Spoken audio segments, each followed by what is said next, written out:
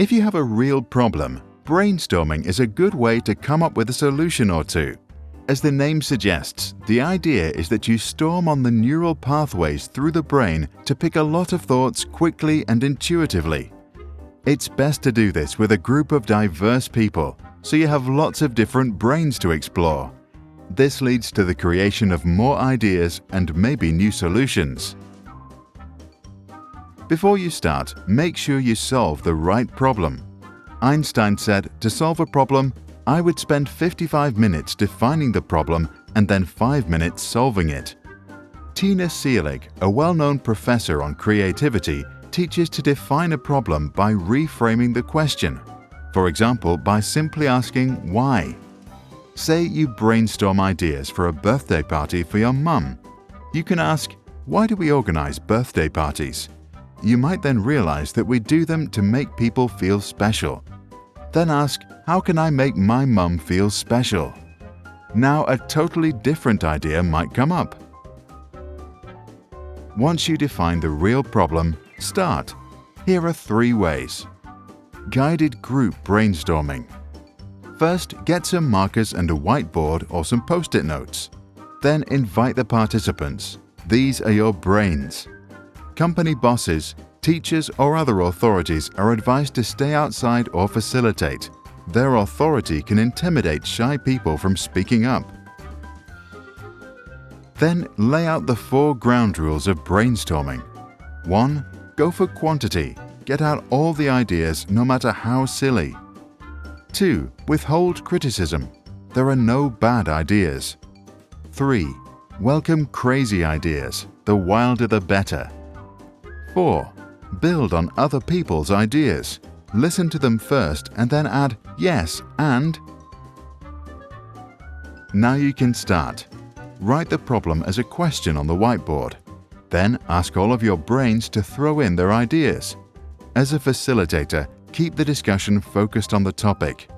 To ensure that people don't speak over one another, you can provide a talking stick which is passed around. Note down all the ideas and put them up for everyone to see. Remind people to add on to ideas. If Anne thinks of, let's build a cool umbrella, Jay can say, yes, and let's make it one that flies too.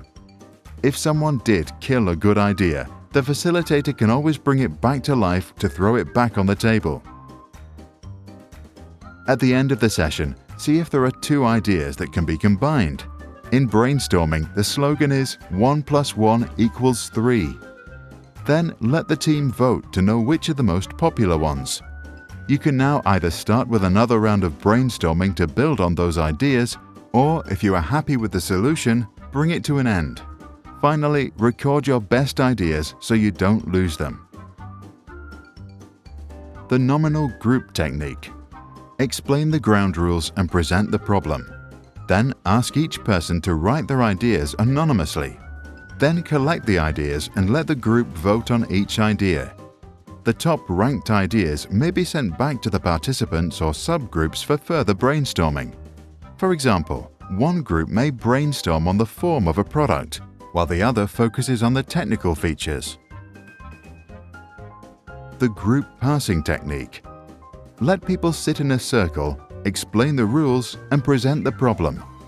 Each person writes down one idea and then passes the piece of paper to the next person, who adds some thoughts.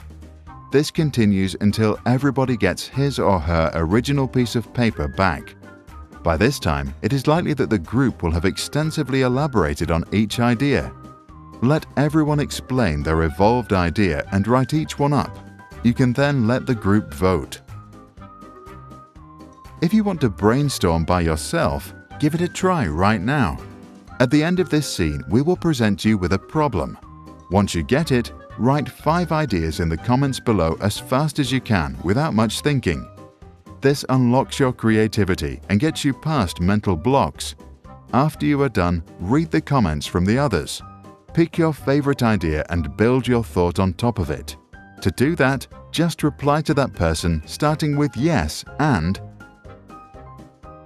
Here's the problem. Our oceans are full of plastic waste. A lot of it is eaten by fish with uncertain effects on our health. According to The Economist newspaper, by 2050, the oceans could contain more plastic than fish, measured in weight. So, how can we reduce the plastic waste in our oceans today?